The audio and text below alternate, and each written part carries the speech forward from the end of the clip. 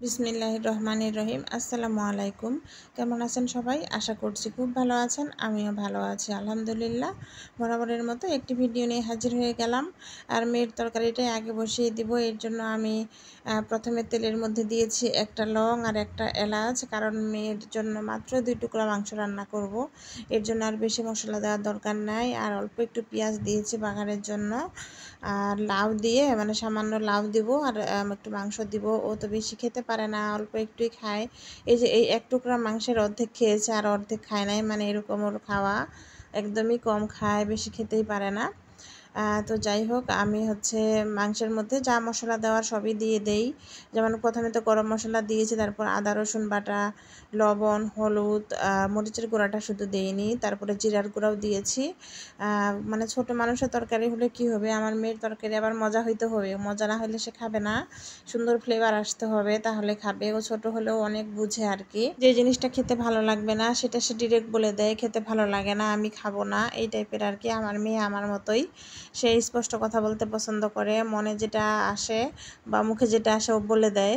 আমি এরকমই, আমি একটু স্পষ্টবাদী, আমি পেটের মধ্যে কথা ধরে রাখি না, বলে দেওয়ার চেষ্টা করি, ভালোকে ভালো বলি, মন্দকে মন্দ বলি। তো সেম আমার মেয়েও হয়েছে আমার মতো, ও দেখতেও হয়েছে আমার মতো। ওর সব কিছুই অনেকে আছে যে বাবারটা পায়, বাবারটাও পেয়েছে, তবে আমার মতো হয়েছে, বেশি গুণগুলো আমি খেয়াল করি।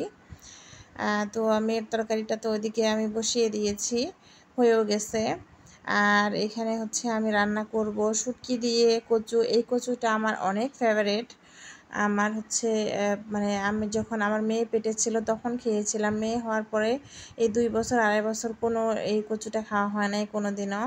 তো হাজব্যান্ড এই প্রথমবার আনলো, খুলনায় পাওয়া যায়, এই জন্য ঢাকায় আসলে অনেক খুঁজছিলাম, এই কচুটা পায় নাই আমার হাজব্যান্ড, হয়তো কোথাও আছে সেখানে ও যায় নাই, এরকম আর কি। তো এই মলা মাছের শুটকি দিয়েই এটা খেতে ভালো লাগে, এই জন্য মলা মাছের শুটকি ছিল না, তো আমি একদিন পরে রান্না করছি, আগের দিন সেদ্ধ করে রেখে দিছিলাম। এই শুটকি আনছে তারপরে রান্না করছি, অন্য শুটকি ছিল তবে এই শুটকিটা ছিল না, আর এটাই আমার দরকার ছিল।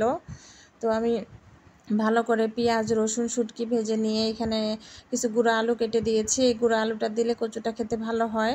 আর তারপরে আমি লবণ, হলুদের গুঁড়া, মরিচের গুঁড়া, সামান্য জিরার গুঁড়াও দিয়েছি, অনেকে শুটকিতে জিরা দেয় না, তবে আমি একটু দিলাম।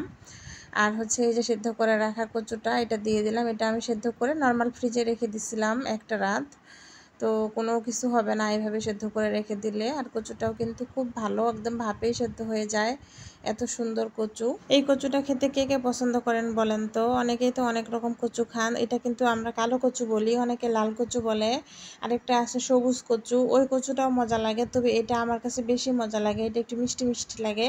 আমার আবার মিষ্টি খাওয়ার পছন্দ, তো তাই হয়তো আমার কাছে বেশি ভালো লাগে, একটু ঝালটা বেশি করে দিলে মিষ্টিটা আর কি ব্যালেন্স হয়ে যায়। আর আমি যেহেতু এটা কচুর তরকারি, কতটুকু হবে, অনেকদিন কচু রান্নাও করি না, এই জন্য আমি লবণটা প্রথমে অল্পই দিয়েছিলাম, তারপরে আমি চেক করে বুঝে শুনে দিয়েছি। আসলে তরকারিতে লবণ বেশি হলে কিন্তু খেতে ভালো লাগে না, এই জন্য বুঝে শুনে দিবেন যারা নতুন রাঁধুনি।